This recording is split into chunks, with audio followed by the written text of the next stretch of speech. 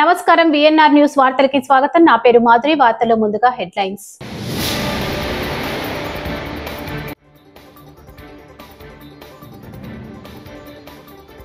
నన్ను నేను తెలుసుకోవడం కన్నా పెద్ద విద్య ఏముంటుంది? నందమూరి బాలకృష్ణ.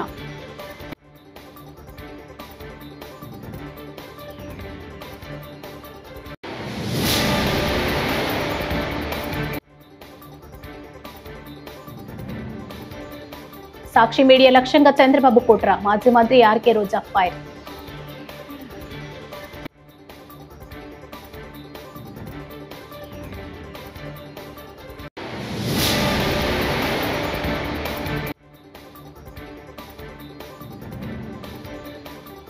అమరావతి మహిళలకు భారతిరెడ్డి జగన్ క్షమాపణ చెప్పాలి. వైఎస్ షర్మిల.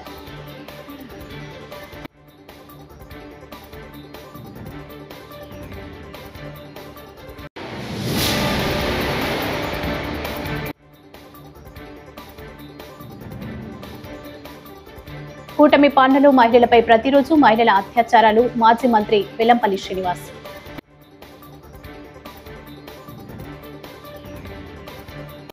ఇక డీటెయిల్స్ చూస్తే సాక్షి మీడియా గొంతు నొక్కాలన్న లక్ష్యంతో సీఎం చంద్రబాబు కుట్ర చేస్తున్నారని వైఎస్ఆర్సీపీ అధికార ప్రతినిధి మాజీ మంత్రి ఆర్కే రోజా ఆక్షేపించారు. ఆ దిశలోని వ్యూహాత్మకంగానే సాక్షి కార్యాలయంపై దాడులు చేయడంతో పాటు సీనియర్ జర్నలిస్టు కొమ్మినేని శ్రీనివాసరావుపై తప్పుడు కేసులు బనాయించి అరెస్ట్ చేశారని చిత్తూరు జిల్లా నగరిలో మీడియాతో మాట్లాడిన ఆర్కే రోజా స్పష్టం చేశారు. ప్రజల్ని కాపాడాల్సిన బాధ్యత ఉంది, ముఖ్యంగా మహిళలకి రక్షణ కల్పించాల్సిన బాధ్యత ఉంది, అండ్ లా అండ్ ఆర్డర్ ని కంట్రోల్ చేయాల్సిన బాధ్యత ఉంది. కానీ ఈరోజు కూటమి ప్రభుత్వంలో ఉన్న పెద్దలే రౌడీల్లాగా ఈరోజు అరాచకాలు సృష్టిస్తూ, అల్లర్లు సృష్టిస్తూ, దాడులు చేస్తూ, అక్రమ కేసులు పెడుతూ, రెడ్ బుక్ రాజ్యాంగంతో రాష్ట్రాన్ని సర్వనాశనం చేస్తుండటం కళ్ళారా మనం అందరం కూడా చూస్తున్నాం. ఎంత దారుణం అంటే ఒక మహిళ హోంమంత్రిగా ఉండి కూడా మహిళలకి రక్షణ కల్పించలేని దౌర్భాగ్య స్థితిలో ఉంది అంటే సిగ్గుపడాలి. ఆ పదవికి రాజీనామా చేసి ఎవరైతే సక్రమంగా పనిచేయగలరో వాళ్ళని ఆ ప్లేస్ లో పెట్టించే విధంగా చూసుకోవాలి. కానీ జగన్ గారిని, భారతి మేడంని, మిగతా వైఎస్ఆర్సీపీ నాయకుల్ని తిట్టడానికే హోంమంత్రి పదవి ఇచ్చినట్టు ఆవిడ మాట్లాడుతున్న మాటలు చూస్తుంటే చాలా సిగ్గుచేటు. ఎందుకంటే మా నియోజకవర్గంలో కూడా ఒక చిన్న పాపని రేప్ చేసి చంపేసి పూర్తి చేస్తే దాన్ని మాయ చేయాలని ఎస్పీని అందరినీ ఇక్కడికి పంపించడం జరిగింది. గ్రామస్తులంతా తిరగబడితే ఆ రోజు మేమంతా కూడా వెళ్లిన సందర్భం మీరు చూశారు. అప్పుడు విధిలేక అక్కడికి వచ్చి డబ్బులు ఇచ్చేసి చేతులు దులుపుకొని వెళ్ళిందే తప్ప ఇక మీదట ఇలాంటివి జరగకుండా కఠినతరంగా మరి శిక్షలు అమలు చేస్తాం, తప్పు చేసిన వాడు ఎంతటి వాడైనా వదిలిపెట్టము అన్నట్టుగా ఆవిడ ముందుకు వెళ్లాల్సింది పోయి అప్పటి నుంచి ఇంకా ఎక్కువ అవుతూ పోతున్నాయి. ఈరోజు అనంతపురం విషయం చూస్తే ప్రతి ఒక్కరికి కూడా హృదయం ద్రవించిపోతుంది. ఒక ఇంటర్ చదువుతున్న తన్మయ్య అనే గిరిజన అమ్మాయి 6 రోజుల ముందర కనిపించకుండా పోయిందని వాళ్ళ తల్లిదండ్రులు కంప్లైంట్ ఇస్తే, కంప్లైంట్ ఇవ్వడానికి పోలీస్ స్టేషన్కి వచ్చిన వాళ్ళని ఎంత అవమానంగా వాళ్ళు బిహేవ్ చేశారు. ఆ కేసును ఎందుకు పట్టించుకోకుండా అలా పడేయటం వల్లే 6 రోజుల తర్వాత ఆ అమ్మాయి శవమై దొరికింది. అలాగే మీరు చూస్తే పరిటాల సునీత గారి ఒక మహిళ, ఆవిడ నియోజకవర్గంలో ఒక మైనర్ బాలికని 14 మంది తెలుగుదేశం పార్టీ వాళ్ళు కంటిన్యూస్ గా రేప్ చేసుకుంటూ ఉంటే సాక్షి టీవీ, సాక్షి ఛానల్ దాన్ని బయట పెట్టింది. వాళ్ళని అరెస్ట్ చేయకుండా ఈరోజు ఆ కుటుంబం మొత్తం ఆ ఊరు వదిలేసి వెళ్లే పరిస్థితి ఏర్పడింది. ఆడపిల్ల ప్రాణాలు తీయటం, మానాలు తీయటం వీళ్ళకి సహజమైపోయింది. దానికి హోంమంత్రి గారు అండగా నిలబడటం అనేది సిగ్గుచేటు. ఇవన్నీ జరుగుతుంటే ఎక్కడ తమ తప్పులు బయటపడతాయో అని ఈరోజు వాళ్ళు చేస్తున్న డైవర్షన్ పాలిటిక్స్ మనం ఒకసారి గమనించాలి. ఎందుకంటే ఇదే పవన్ కళ్యాణ్ గారు ఎప్పుడు తనను తాను తెలుసుకోవడంతో పాటు నిత్యం మెదడుకు పదును పెడుతుంటున్నారని ప్రముఖ నటుడు హిందూపురం ఎమ్మెల్యే నందమూరి బాలకృష్ణ అన్నారు. మంగళవారం ఆయన పుట్టినరోజు సందర్భంగా హైదరాబాద్ లోని బసవతారకం ఇండో అమెరికన్ క్యాన్సర్ ఆసుపత్రిలో ఘనంగా వేడుకలు నిర్వహించారు. ఆసుపత్రి సిబ్బంది చిన్నారుల సమక్షంలో బాలకృష్ణ కేక్ కట్ చేశారు. చిన్నారులకు ఈ సందర్భంగా ఆయన బహుమతులను అందజేశారు. అనంతరం ఆయన ప్రసంగించారు. అందరికీ నమస్కారం. ఇవాళ అంటే number don't believe in numbers కాబట్టి నా వయసు చెప్పను అని ఎవరు తెలియంది కాదు. నా మొబైల్ నెంబర్ నుంచి కూడా అందరికీ ముందు ఒకటే, నాదంతా ఓపెన్ బుక్కే. సో నా గురించి ఏ రహస్యాలు ఏమి ఉండవు, అందరికి తెలిసిందే. నా ఈ జీవిత పయనంలో అడుగడుగున నేను వేసే ప్రతి అడుగు అందరికి తెలిసిందే. నేను ఒకసారి నాన్నగారు అడిగారు, ఏం చేస్తున్నావు అన్నారు ఇంటర్మీడియట్ అయిన తర్వాత. అని అప్పుడు దిగారు బండి. ఏం లేదన్నా, ఇంకేం ఆలోచించలేదన్నా. మెడిసిన్ ఎంట్రన్స్ రాసావా అన్నారు. మెడిసినా? చిన్నప్పటి నుంచి ఈయనే కదా నన్ను ఎంకరేజ్ చేసింది. అందరితో మా బాలా హీరో అవుతాడు అది అని. మరి మెడిసిన్ అంటారేంటి నాకు అర్థం కాలే కాసేపు. సరే ఇంత పెద్ద గైడు అంటే అప్లై చేయమన్నారు, అప్లై చేశా. ఏ రోజైతే ఎగ్జామ్ ఉందో ఆ రోజు పొద్దున్న వరకు హాల్ టికెట్ రాలా, పోస్ట్ పోన్ రాలా, ఇంకా రాదని కరెక్ట్గా వచ్చాడు. ఒక అరగంట ముందు ఎంట్రన్స్ టైంకి ముందు, ఎగ్జామ్కి ముందు 10 నిమిషాల ముందు, ఒక అరగంట ముందు వచ్చి హాల్ టికెట్ అని ఇచ్చాడు. అబ్బా నువ్వు ఎక్కడ రాయుడు, రామేశ్వరం పోయినా శనీశ్వరం అన్నట్టు అది తీసుకుని ఇక తప్పలా. ఇక వెళ్ళి ఎంట్రన్స్ ఎగ్జామ్ ఏం రాస్తాం, కళ్ళు మూసుకుని ఇది ABCDలు ఉంటాయి, అలా కళ్ళు మూసుకుని టక్కని పెట్టడం, ఏదో ఏది దేని మీద పెన్ను ఉంటే ఇదే అని రాసేసి అలా అలా అలా సరే సినిమాల్లో నటిస్తూ సింహ సినిమాలో ఒక డాక్టర్ క్యారెక్టర్ మొదటిసారి నేను జీవితంలో వేసింది. అనుకోకుండా అప్పుడే మన హాస్పిటల్కి నేను చైర్మన్ అవ్వడం జరిగింది, మేనేజింగ్ ట్రస్టీ అవ్వడం జరిగింది. 65వ సంవత్సరంలో ఈరోజు అడిగింటాను. మరి 64 సంవత్సరంలో నాకు ఈ పద్మవిభూషణ్ రావడం, అలాగే నేను ఇండస్ట్రీలో 50 సంవత్సరాలు పూర్తి చేసుకోవడం హీరోగా ప్రపంచంలో ఎవరు లేరు. ఆ ఘనత నాకు దక్కింది. అంటే అదంతా మా నాన్నగారు అమ్మగారి యొక్క ఆశీస్సులు, ఆ కళామ తల్లి ఆశీస్సులు. ఈ సందర్భంగా మరి నాకు ఒక ఇంగ్లీష్లో ఒకటి చదువుతుంటే problem, they was important job to be done, everyone was sure somebody would do it, anybody could have done it but nobody did it. Somebody got angry because it was everybody's job, and everybody was sure that somebody will do it. But nobody realized that everybody cannot do it. Then it turned out that everybody could not do what anybody could have done. Talk show పిలుస్తాం మిమ్మల్ని. Don't trouble the trouble. If the trouble troubles you, అట్లా mouth twisters. అంటే నేను ఎప్పుడు పనులు పెట్టుకుంటాను నా బుర్రకి.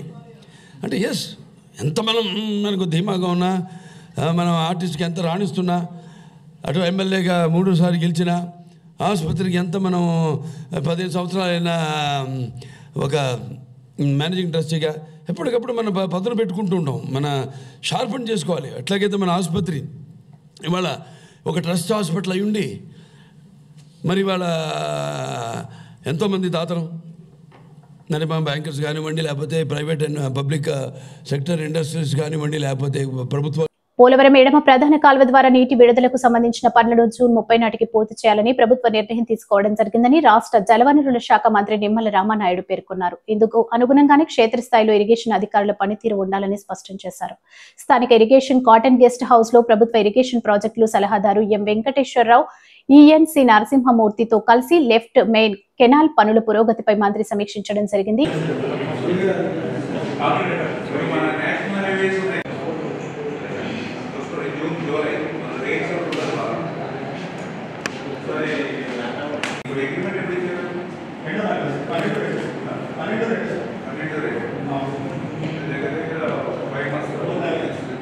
మరి ఈరోజు ఏదైతే వాళ్ళ కరపత్రిక అవినీతి పత్రిక నిన్న ఈరోజు చెప్తూ ఉన్నారు, ఏదైతే డయాఫ్రమ్ వాళ్ళకి సంబంధించి ఏదైతే 1.5 మీటర్స్ మందం ఉంటే అది 0.9 మీటర్స్ చేస్తూ ఉన్నారు. ఇది ప్రమాదం, భద్రత అని చెప్పి వాళ్ళు అసత్యాల అబద్ధాలు ఏదైతే చెప్తూ ఉన్నారో, మరి ఏదైతే ఈరోజు చాలా క్లియర్గా ఆ పోలవరం డయాఫ్రమ్ వాళ్ళకి సంబంధించి మరి ఏదైతే ప్యానెల్స్, ఆ ప్యానెల్స్ ఒకటి 2 మీటర్స్ ప్యానెల్ ఉంటుంది, ఒకటి 2.8 మీటర్స్ ప్యానెల్ ఉంటుంది, ఒకటి 7 మీటర్స్ ప్యానెల్ ఉంటుంది.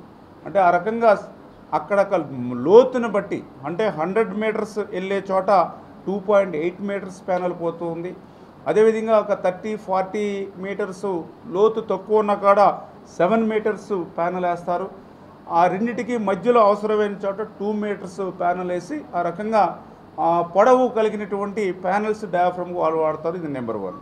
రెండవది ఏదైతే మందం ఏదైతే ఉందో ఖచ్చితంగా ప్రతి ప్యానల్లో కూడా 1.5 మీటర్స్కే దాని మందం కూడా ఖచ్చితంగా ఉండి తీరుతుంది.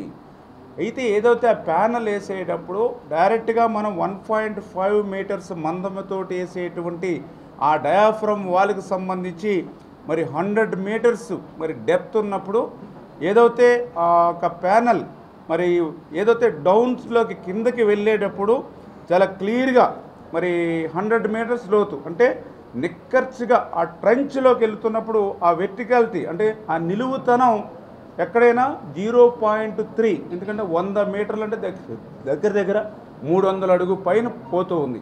అంచేత ఏంటంటే అది 1.5 మందంతో వెళ్తూ 100 మీటర్స్ డెప్త్కి వెళ్ళేటప్పటికి ఎక్కడైనా సరే 0.3 ఎక్కడైనా చిన్న క్రాస్ వచ్చేటువంటి అవకాశం ఉంటుంది.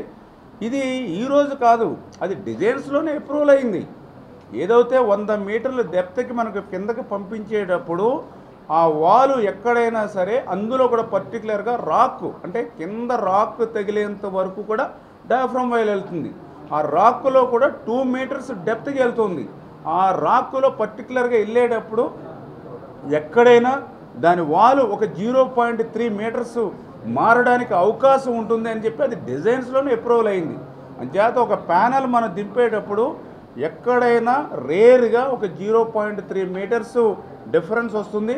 అదేవిధంగా దాని పక్కన వేరొక ప్యానల్ని మనం దించేటప్పుడు అదొక 0.3 మీటర్స్ మరి వచ్చినప్పుడు రెండింటికి మధ్య గ్యాప్ 0.6 మీటర్స్ వస్తుంది. ఇది ఆల్రెడీ డిజైన్స్లో యాక్సెప్టెడ్. అందుకనే మనం ఇది 1.5 మీటర్స్ మందం తీసుకున్నాం. అదే 0.9 మీటర్స్ మందమే తీసుకుంటే అందులో మళ్ళీ 6 పోతే ఇంకా 3 మిగులుతుంది. అమరావతి మహిళలను కించపరిచేలా సాక్షి ఛానల్లో చర్చలు దారుణమని ఏపీ కాంగ్రెస్ అధ్యక్షురాలు వైఎస్ షర్మిల అన్నారు. అమరావతి మహిళలకు సాక్షి టీవీ చైర్పర్సన్ భారతిరెడ్డి క్షమాపణ చెప్పాలని డిమాండ్ చేశారు. సోమవారం సాయంత్రం ఆమె చిత్తూరులో మీడియాతో మాట్లాడారు. రాజధానికి వ్యతిరేకంగా సాక్షి ఛానల్లో మాట్లాడడం అవమానకరమని అన్నారు. ఈరోజు అమరావతి మన రాజధాని అన్నది వాస్తవం, అందరికీ గర్వకారణం.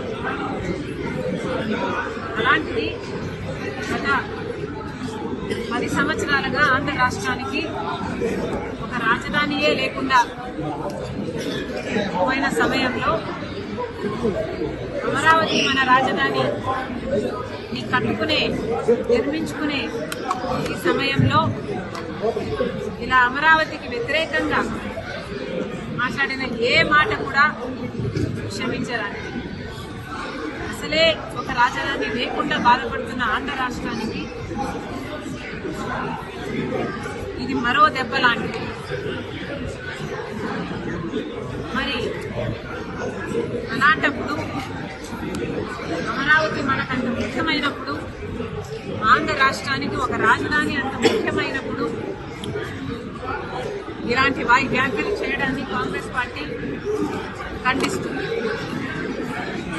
ఒక పార్టీకి చెందిన ఒక మీడియా హౌస్, వైసీపీ పార్టీకి చెందిన సాక్షి మీడియా హౌస్ లోని ఒక యాంకరు, వాళ్ళు తీసుకున్న ఒక గెస్ట్ స్పీకరు ఎవరైనా ఖండించాల్సిన విషయమే. కాకపోతే నాకు ఇక్కడ అర్థం కాని విషయం ఏమిటి అంటే, ఇది ఇంత ముఖ్యమైన పొలిటికల్ అంశం అయినప్పుడు, అంతేకాదు ఒక సోషల్ ఇష్యూ, ఒక పొలిటికల్ ఇష్యూ అయినప్పుడు ఇంత పెద్ద విషయంలో ఒక పొరపాటు జరిగితే మరి ఒక పొలిటికల్ పార్టీ అయినా ఒక మీడియా హౌస్ అయినా క్షమాపణ చెప్పడము కామన్ డెకోరం. అలాంటిది మీడియా హౌసే ఒక పొలిటికల్ పార్టీకి చెందినప్పుడు ఆ మీడియా హౌస్ చేసిన కొన్ని వ్యాఖ్యల వల్ల కోట్ల మంది ప్రజలకు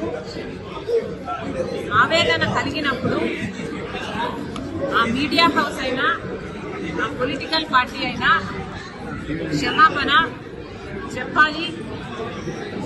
మరి ముఖ్యంగా సాక్షి మీడియా హౌస్ నడుపుతున్న భారతిరెడ్డి గారు సాక్షి మీడియాలో ఇంత ఘోరం జరిగింది కాబట్టి మీరు క్షమాపణ చెప్పడంలో తప్పు లేదు, అది మీ బాధ్యత.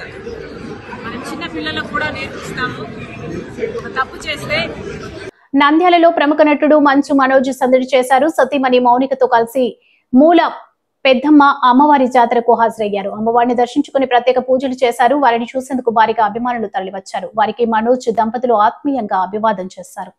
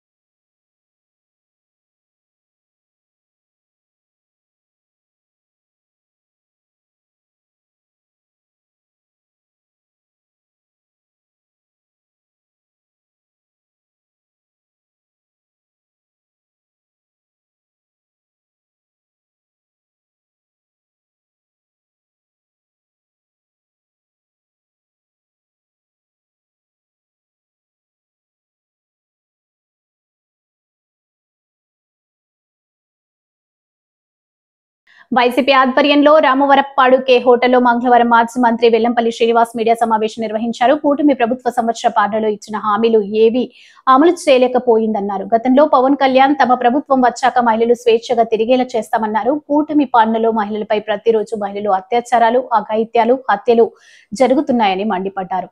ఏది కూడా హామీలు అమలు చేయట్లేదు. ఈరోజు గతంలో పవన్ కళ్యాణ్ గారు మహిళల గురించి చెప్పారు. ఏం చెప్పారు? మా ప్రభుత్వం వచ్చాక మహిళలు మీకు స్వేచ్ఛగా తిరగనిస్తామని చెప్పని.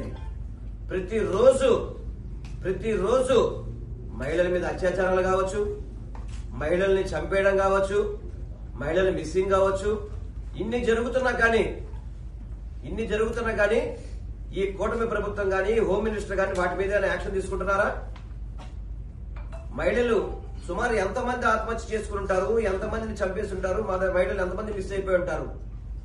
కనీసం మహిళల మీద వాటి మీద మాట్లాడిన హోమ్ మినిస్టర్ గారు విజయమ్మ గారి గురించి, భారతమ్మ గారి గురించి ఏం మాట్లాడుతున్నారండి? ఒక మహిళా హోమ్ మినిస్టర్ అయ్యండి ఏం మాట్లాడుతున్నారు?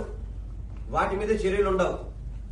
మాట్లాడిన వాటికి కొమ్మినేని శ్రీనివాస్ గారు 70 ఏళ్ల వయసున్న సీనియర్ జర్నలిస్ట్ ని ఏ విధంగా నిన్న తీసుకొచ్చారో మీరు చూశారు. కనీసం ఇంట్లో టాబ్లెట్ తీసుకుందామంటే కూడా లోపల పంపించిన పరిస్థితి లేదు.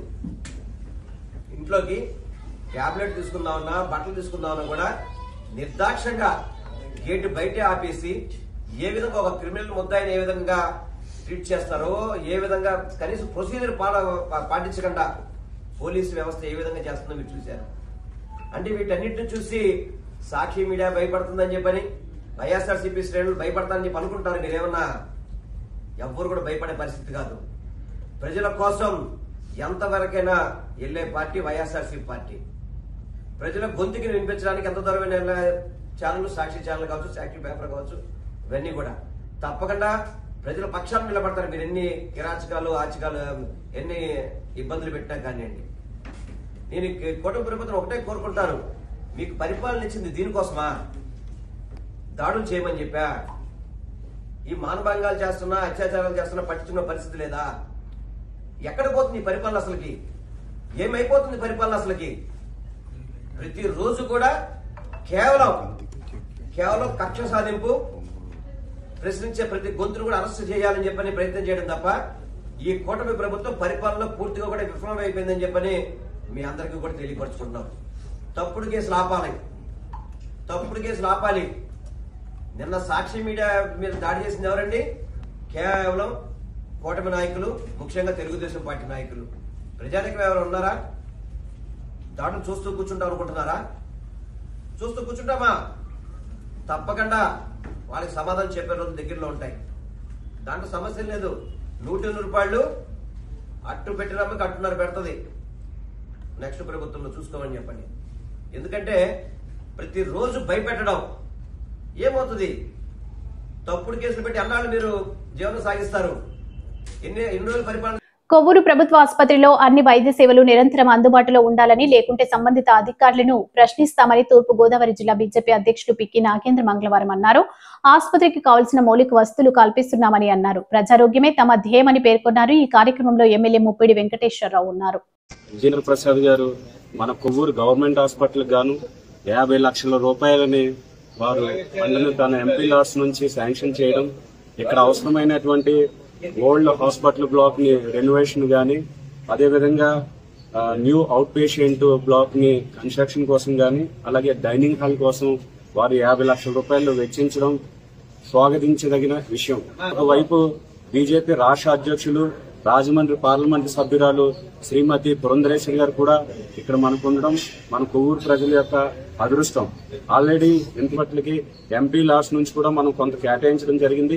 అదేవిధంగా పురంధరేశ్వరి గారి ఎంపీ లాడ్స్ నుంచి కూడా మన కొవ్వూరు హాస్పిటల్ అభివృద్ధి కోసం మరికొన్ని నిధులను తీసుకురావడానికి మేము ప్రయత్నం చేస్తామని చెప్పి, అదే కొవ్వూరు గవర్నమెంట్ హాస్పిటల్ అంటే ఇది రెఫరల్ హాస్పిటల్ గా మాత్రమే తయారైంది. ఇది ఎప్పటి నుంచి కాదు, గత 10 ఏళ్ల నుంచి చూస్తా ఉన్నాం. ఇప్పుడు ఎన్డీఏ ప్రభుత్వంలో, ఎన్డీఏ హయాంలో ఇది రెఫరల్ హాస్పిటల్ నుంచి సర్వీస్ చేసే, కంప్లీట్ గా 100కు 100% సర్వీస్ చేసే హాస్పిటల్ గా మనం తీర్చిదిద్దడానికి ఇక్కడ ఎన్డీఏ నాయకులు, ఎమ్మెల్యే గారు, గౌరవనీయులైన ఎమ్మెల్యే గారు కూడా సిద్ధంగా ఉన్నారు, నాయకులు సిద్ధంగా ఉన్నారు. మీరు మమ్మల్ని ఉపయోగించుకోండి, మీకు ఏం కావాలో అడగండి, అవి చేసి మీకు అందించడానికి మేము సిద్ధంగా ఉన్నాం. అదేవిధంగా వాటిని ప్రాపర్ గా మెయింటైన్ చేయడానికి మీరు ముందుండకపోతే మనం ఎన్ని తీసుకొచ్చినా, ఎంత నిధులు తీసుకొచ్చినా గానీ ఉపయోగం ఉండదు.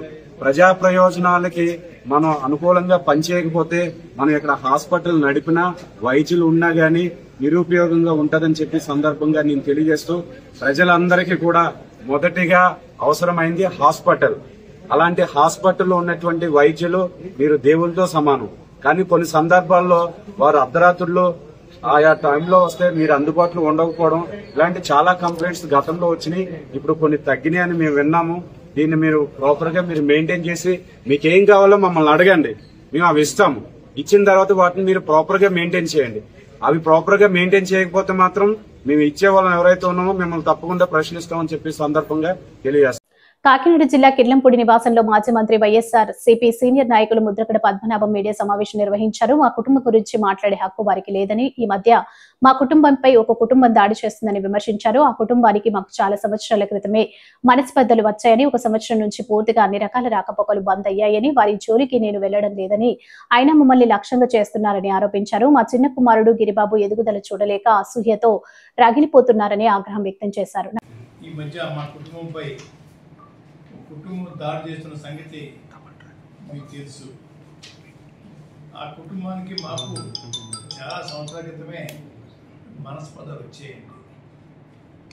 అంతంత మాత్రంగానే ఆ సంబంధాలు ఉండి గత సంవత్సరం నుంచి పూర్తిగా దూరం అయిపోయామండి. రాకపోకలు పూర్తిగా స్తంభించిపోయాయండి. అయ్యా, మమ్మల్ని నిత్యం టార్గెట్ చేస్తామన్నారు. బిందులు నిండిపోతాయండి ఆ కళ్ళ నీళ్ళు. వాళ్ళు ఏడుతూ ఉన్నారు, నిత్యం ఏడుతూనే ఉన్నారు. మా అబ్బాయి గిరి ఎదుగుదల గురించి నిత్యం ఏడుతూనే ఉంటున్నారు. అయ్యా, ఓలరాపోతున్నారు, రగిలిపోతున్నారండి. వాళ్ళకి వచ్చే పోయి కాలం ఏంటో తెలియదు. నా కొడుకు రాజకీయంగా పైకి వచ్చి తప్ప ఏమన్నా వాళ్ళు ఏమన్నా డబ్బులు అడిగామా, వాళ్ళ సాయం కోరామా, ఏమీ లేదే. వాళ్ళ సంబంధం ఏంటని అడుగుతా ఉన్నాను.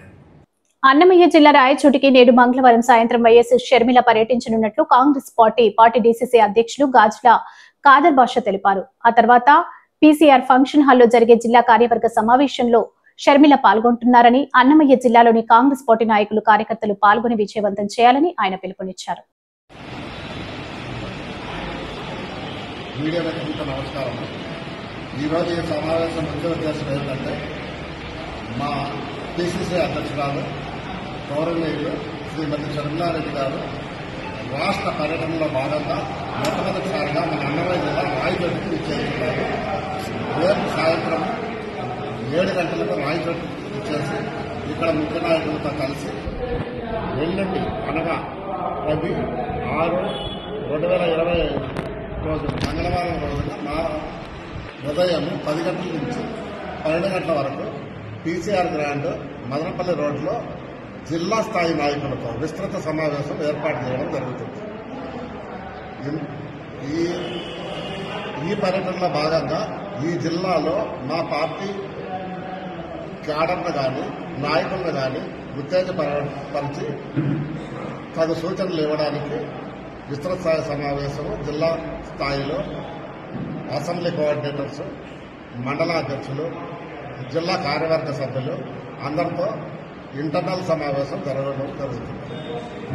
ఈ సమావేశం ముఖ్య ఉద్దేశము మా పార్టీ పూర్వ వైభవానికి తీసుకురావడం కోసం ఏ విధంగా మనందరం కృషి చేయాలని మా మీద బాధ్యత పెట్టబోతుంది. ఈ వార్తలు ఇంతటితో సమాప్తం. నమస్కారం.